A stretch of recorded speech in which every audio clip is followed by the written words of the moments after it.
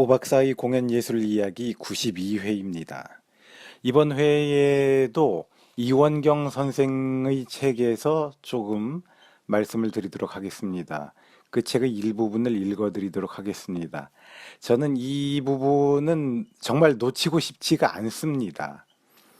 우리말에 대한, 서울말에 대한 아주 소중한 자료인 것 같거든요.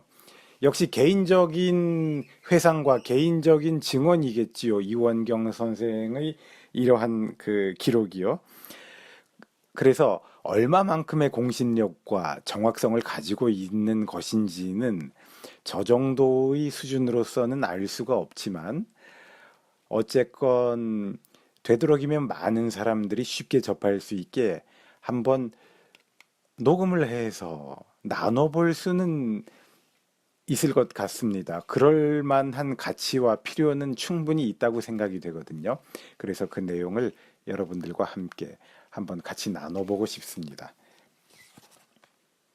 이원경 선생의 책 공술의 공수거 30쪽부터 나와 있는 서울말 관련한 내용입니다.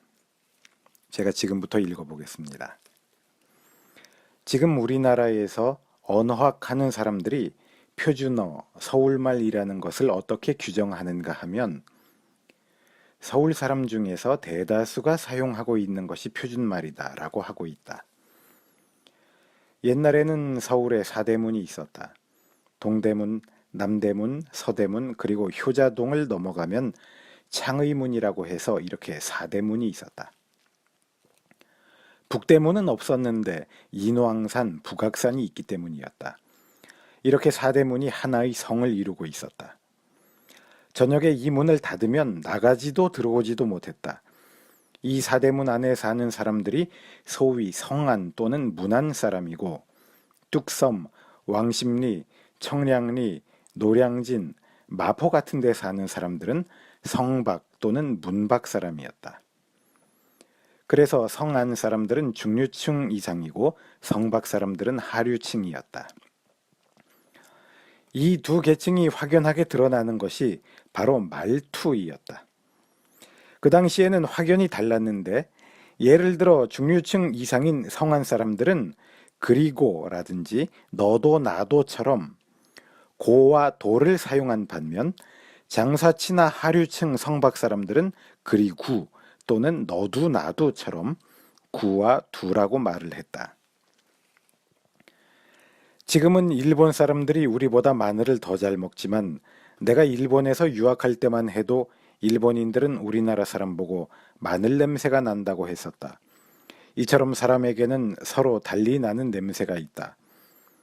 조선시대 중국에 사신을 보냈는데 아무래도 우리에게서 자기네들하고 다른 냄새가 났을 것이다. 그 달리 나는 냄새를 그들은 뭐라고 했느냐 하면 고려취, 즉 고려 냄새가 난다고 했다.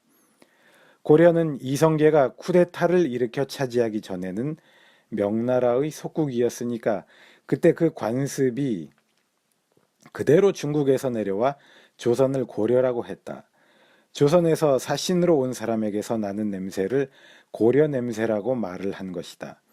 그러니까 사신으로 갔다 온 사람이 이번에 대국에 들어갔더니 나한테서 고려내가 난다고 했다고 말할 수밖에. 고려내. 그것이 저 하류로 가면 구린내가 되어버리는 것이다. 중류 이상에서 발 안 씻고 며칠 양말 신고 있었더니 고려내가 나네라고 말하지만 하류로 가면 꼬랑내라고 말하는 것이었다. 고와 구 그리고 도와 두에서 계급이 나온다. 또 다른 예로 서울 장안에서 퍼간 분뇨는 뚝섬과 왕십리로 가서 비료가 된다. 왕십리나 뚝섬은 장안에 있는 분뇨가 다 모이는 곳으로 항상 파리가 우글우글거렸다. 이 파리들은 소 엉덩이에 앉아 무지막지하게 피를 빨아먹곤 했다. 물론 사람 피도 빨아먹었었다. 그런데 그곳에서는 소 엉덩이에 앉아서 피 빨아먹는 파리를 소파리가 아니고 쇠파리라고 그랬다. 왜 그랬는지는 모르겠다. 근래에 와서 사람들이 소고기라고 하지 않고 쇠고기라고 하는 것도 왜 그러는지 모르겠다. 이게 서울말이라고 하는데 문박 사람들의 말이었던 쇠파리는 표준어가 아니다. 이런 부분적 인습에서 나온 말이 지금 와서 제멋대로 잘못 풀이되는 예가 적지 않다. 같은 예로 맛이라는 단어가 있다. 식당에 가면 맛있게 잡수세요 라고 말하지 않고, 네, 이 부분은 제가 다시 읽어보겠습니다. 식당에 가면 맛있게 잡수세요 라고 말하지 않고 맛있게 잡수세요 라고 한다. 그러면 맛에 있는 시옷이 it으로 가서 맛있게로 발음되는데 맛없다고 할 때는 왜 맛없다라고 발음되지 않고 맛없다가 되느냐 말이다. 또 꽃에 나비가 앉았다 해서 꽃에는 꽃에라고 발음하는데 그럼 꽃잎의 경우에는 왜 꽃잎이라고 발음하지 않고 꽃잎으로 발음하는가? 프랑스 말에 리에종이라는 게 있는데 이것은 뒤에 모음이 올 때 앞의 자음이 뒤의 모음에 붙는 것을 가리킨다. 예를 들어 나의 친구라는 뜻의 몽나미가 그런 경우인데 젊은 한글 학자들이 이 프랑스 말에서 힌트를 얻어 맛있게니 꽃채니 한 것은 아닐는지. 말이라는 것이 이렇게 성안, 성밖을 기준으로 흐트러져서 달라진 것이다. 그래서 내가 어렸을 적에는 우선 말을 듣고서 사람의 계급을 알 수 있었다. 나중에 해방되면서 차츰 없어졌지만 내가 30대, 40대가 될 때까지도 엄연히 구분이 됐다. 자신이 상류계급 사람이라고 우겨도 말을 하다 보면 자연스럽게 탈로 나버리곤 했었다. 소설가 월탄 박종환은 서울 무교동의 큰 장롱가게집, 즉 거상의 집 아들이었다.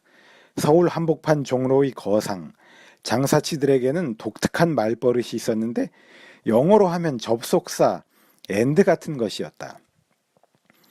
박종화와 같이 예술원에 있을 때 그는 그래 설라무네라고 설라무네라는 말이 꼭 들어갔다.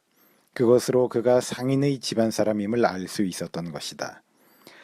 우리가 잊어버리는 것이 또 하나 있는데 바로 그 양반, 문반과 무반이라는 것 말이다. 안국동 일대에 사는 이 판서들은 본래 서울 사람이 아니었다. 충청도나 경상도 등지에서 올라와서 과거를 봐서 벼슬한 사람들이다. 그래서 자기네 집에서는 서울 말을 쓰는 게 아니라 가족들이 전부 경상도 사람이면 경상도 말을 했을 것이다.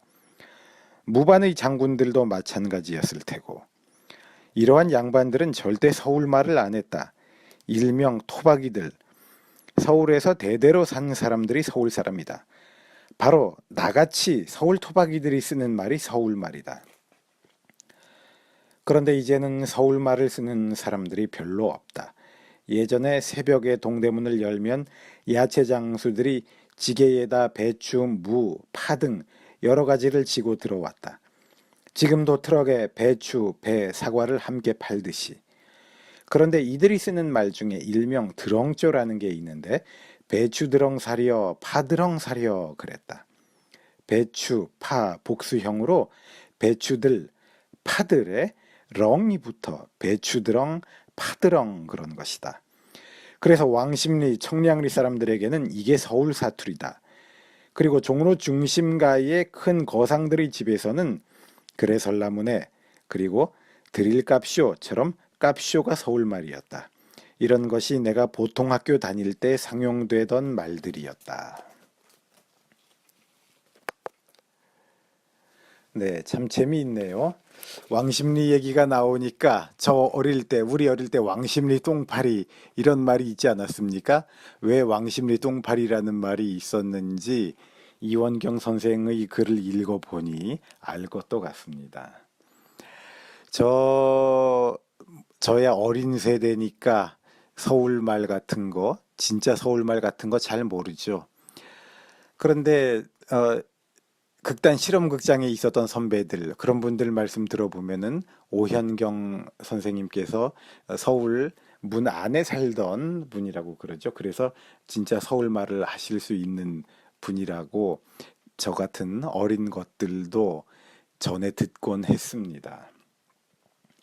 그래서 방 안에 누워서 창밖으로 지나가는 사람들 말소리를 들으면 저 사람이 마포 사람인지 어디 사람인지를 다 알 수 있었다라는 말을 역시 저 같은 어린 것들은 선배들에게 몇 달이 건너서 얻어 듣곤 했었죠. 오연경 선생님을 모셔서 화술 훈련을 받는 극단들도 있고 그랬죠. 네, 참 부럽습니다. 자, 아무튼 그렇고요. 문안. 저 어릴 때 어르신들이 문 안에 들어간다, 문 안에 간다 이런 말 실제로 쓰는 것을 제가 본 적이 있습니다. 네, 이번 회는 이 정도만 하도록 하죠. 여러분, 고맙습니다.